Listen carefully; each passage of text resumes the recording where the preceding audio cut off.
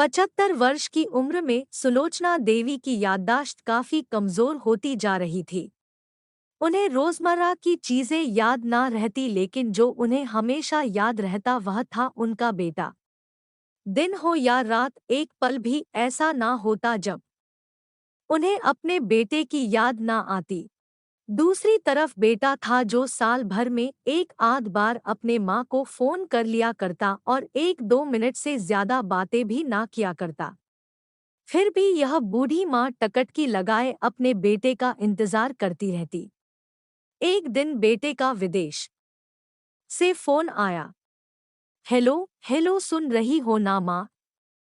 अनिल बोल रहा हूँ, तुम्हारा बेटा।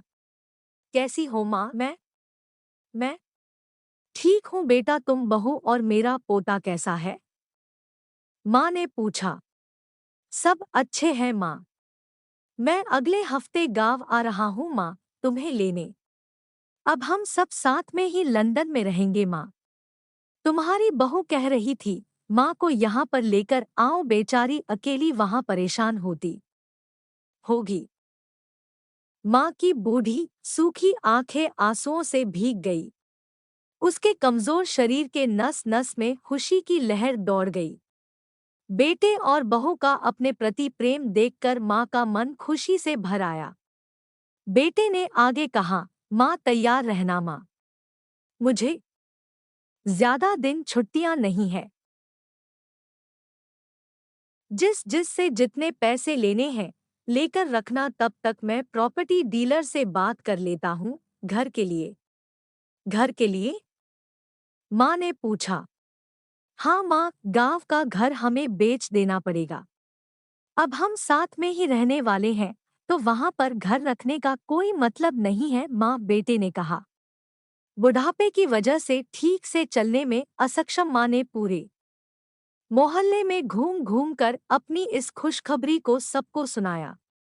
सभी को खुशी हुई, सबको लगा माजी के आखिरी दिन अपने परिवार के साथ खुशी से बीत जाएंगे। घर वापस आकर माँ ने अपने घर के कोने कोने को ऐसे देखा जैसे वह अपने दूसरे बेटे को देख रही हो। देखे भी क्यों ना, उस घर को अपने बेटे से कम थोड़ी समझा था। अपने पति के साथ 40 साल यही तो बिताए थे, लेकिन अब मजबूर थी बुढ़ापे के आखिरी साल बेटे और बहू के साथ बिताना चाहती थी। दिल पर पत्थर रखकर घर बेचने के लिए माँ तैयार हो गई। आनन फानन में बेटे ने घर को आधे दामों पर बेच दिया। माँ ने ज्यादा नहीं, लेकिन जिन चीजों से दिल लगा था उन चीजों को समेटा और बेटे के साथ टैक्सी में बैठकर एयरपोर्ट के लिए चली गई। एयरपोर्ट पर आकर बेटे ने माँ से कहा, माँ तुम यहाँ बेंच पर बैठो, मैं सामान और बोर्डिंग पास की जांच करा कर आता हूँ। वहाँ वक्त लगता है और खड़ा रहना पड़ता है, तुम्हें तकलीफ होगी। तुम यही आराम करो। मैं यूँ गया और यूँ आया। माँ बेंच पर बैठ गई और बेटा अंदर चला गया। काफी समय हो गया, बेटा वापस नहीं लौटा। माँ सोचने लगी, ज्यादा भीड़ होगी इसलिए देर लग रही होगी। अंधेरा होने को आया, अब तो लोगों की चहलकदमी भी कम होने लगी। माँ को अब चिंता होने लगी। एक कर्मचारी ने आकर पूछा, किससे मिलना है माजी आपको? यहाँ पर क्यों बैठी है? डरती हुई आवाज में सुलोचना देवी बोली, मेरा बेटा अंदर सामान की जांच कराने गया है।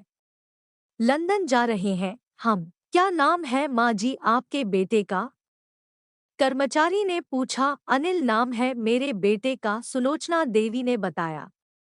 कर्मचारी अंदर गया और थोड़ी देर बाद बाहर लौटा। उसने सुलोचना देवी से कहा, माजी लंदन जाने वाली फ्लाइट तो दोपहर में ही जा चुकी है और आपका बेटा भी उस फ्लाइट में बैठकर लंदन जा चुका है। अब आपके यहाँ बैठने का कोई मतलब नहीं है। आप भी अपने घर चली जाइए। पेंशन के पैसों से खाना और किराए का बंदोबस्त हो जाता था। दिन बीतने लगे। कुछ दिनों बाद घर के नए मालिक ने सुलोचना देवी से कहा, माजी आप अपने रिश्तेदारों के यहाँ पर जाकर क्यों नहीं रहती है? इस उम्र में आपके लिए वही अच्छा होगा। अच्छा तो होगा, लेकिन अगर मेरा बेटा वापस आया तो उसका ख्याल कौन रखेगा? मेरा बेटा बहुत भोला है, उसे अपना ख्याल रखना बिल्कुल नहीं आता। मैं कहीं नहीं जाऊंगी। क्या पता कब उसे मेरी जरूरत पड़ जाए। माँ ने कहा। माँ की ऐसी बातें सुनकर मेरी आंखों में आंसू आ गए। किसी ने सच ही कहा है, पूत कपूत हो सकता है, लेकिन माता कभी कुमाता नहीं होती। दोस्तों, आप सभी से हाथ जोड़कर विनती है, अपने माता पिता की जितनी हो सके सेवा करना। उनके साथ कभी बुरा बर्ताव मत करना।